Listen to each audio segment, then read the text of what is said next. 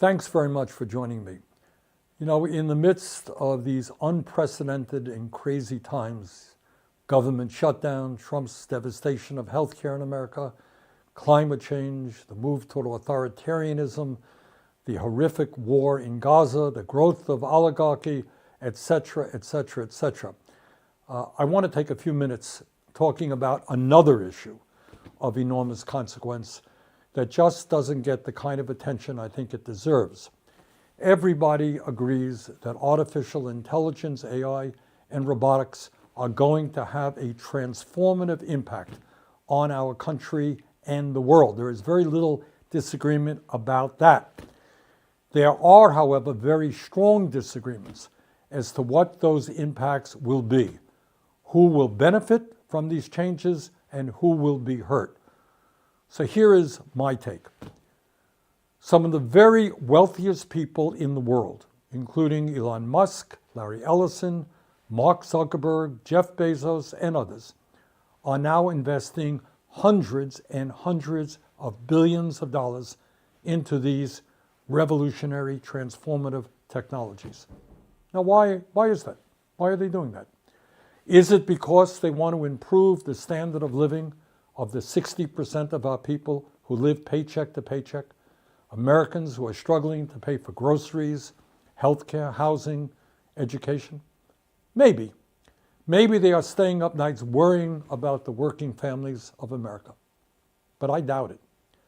I think it's because investing in AI and robotics will increase their already incredible wealth and power exponentially.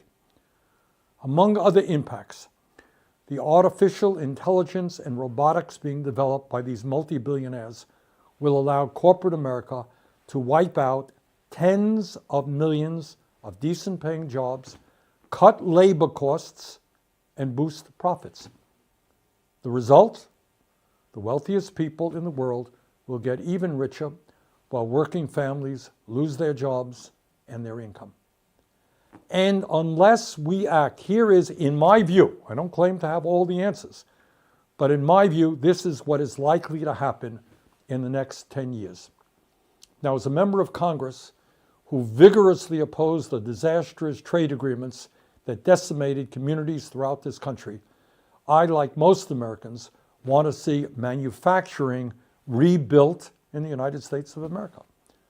But let us be clear. New factories won't mean much for working people if the jobs are done by robots instead of human beings. Elon Musk has said he wants Tesla to build millions of robots. And what will these robots do? Well, obviously, they will replace the men and women working in our factories, warehouses, and in restaurants and in other areas. That means millions of good jobs could disappear. It's not very complicated. And of course, it's not just Musk. Amazon, owned by Jeff Bezos, has already laid off 27,000 workers since 2022. The company now has more than 1 million robots working in its warehouses, and soon these robots will outnumber human workers in Amazon facilities. In 2016, Foxconn, the massive manufacturing contractor for companies like Apple and Google, replaced 60,000 workers in a single huge factory in China with robots. Now, the company is planning fully automated factories. And just a few months ago, Foxconn CEO Young Liu predicted that artificial intelligence will make it unnecessary for large corporations to outsource jobs to low-wage countries. You know why?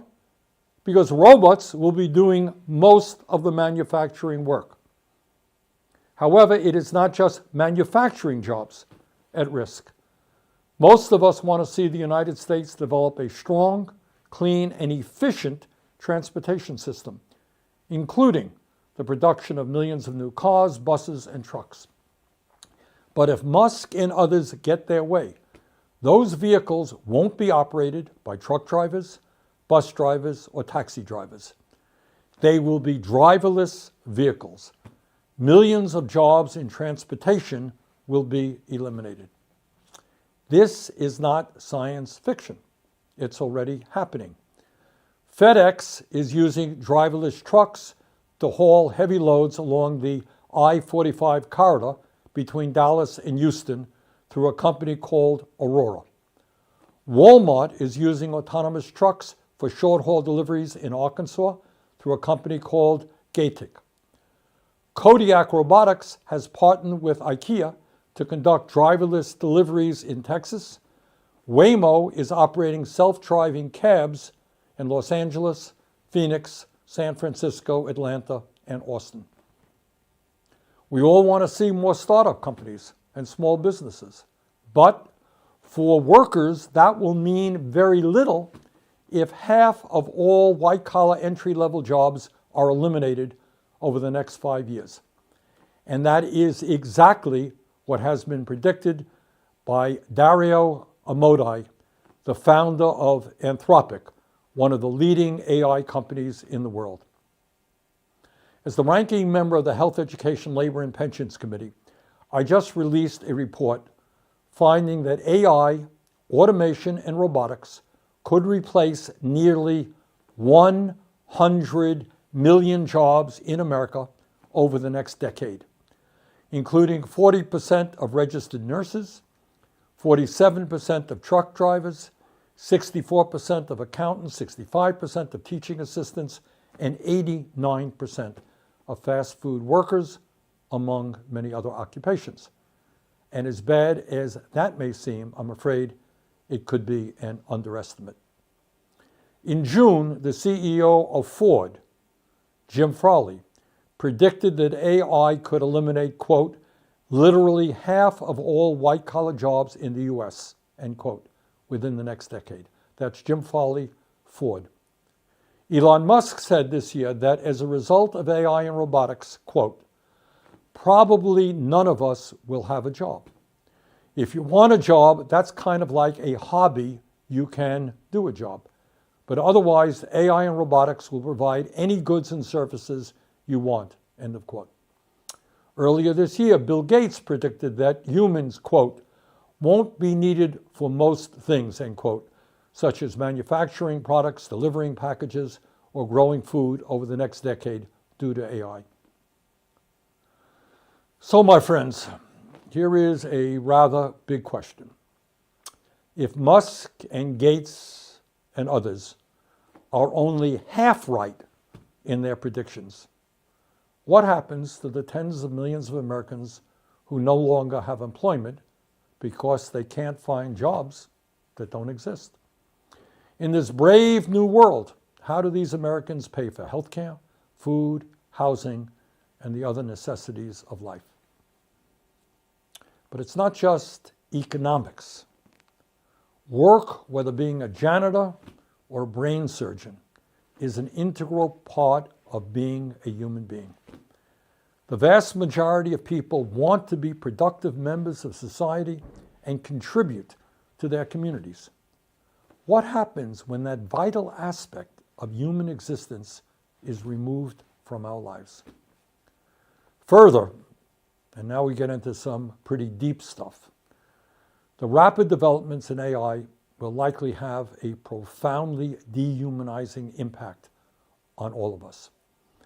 In many ways, it will actually redefine what it means to be human, fundamentally alter our relationships to each other, and the very nature of what we call society. Can AI and robotics be of help to us in many ways? Absolutely. I believe they can. I am not a Luddite. The goal, however, is to make sure that the new technologies being developed serve human needs and not just further enrich a small number of multi-billionaires. We do not simply need a more efficient society. We need a world where people live healthier, happier, and more fulfilling lives. So, where do we go from here? And again, I don't have all of the answers, but here are just a few ideas as to how, in my view, the advances in technology can benefit ordinary Americans and not just multi-billionaires. First, we must move to a 32-hour work week with no loss in pay. Think about it. Today, American workers are 400% more productive than they were in the 1940s when the 40-hour work week was first established. Artificial intelligence and robotics will greatly increase that productivity. Workers must benefit from that increased output through a shorter work week. A 32-hour work week with no loss in pay would be a major step forward in improving the quality of life for millions of Americans. Second, we must require large corporations to allow workers to elect at least 45% of the members of their boards of directors, similar to what already takes place in Germany. Workers need a seat at the table to best determine how AI is used in their companies. If Tesla workers were on their corporate board, I doubt very much that they would be rewarding Elon Musk with a $1 trillion pay package. Third, we must greatly increase profit sharing at our nation's largest corporations. In my view, workers should receive at least 20% of the stock in companies they work for. Corporate profits should not just be going to enrich wealthy stockholders and the billionaires who own them. Fourth, we need to substantially expand the concept of employee ownership in America. When workers own their own businesses and are more involved in the decision-making processes, they will make choices that benefit everyone in the company, not just the people on top. Fifth, instead of providing billions of dollars in tax breaks to companies that are throwing workers out on the street and replacing them with new technologies, we should enact a robot tax on large corporations and use that revenue to improve the lives of workers who have been harmed in this transition. Bottom line, AI and robotics will bring a profound transformation to our country. Nobody denies that. In my view, we must fight to make sure that these changes benefit all of us and not just a handful of billionaires. Let the debate begin, and we need your participation. Thank you very much.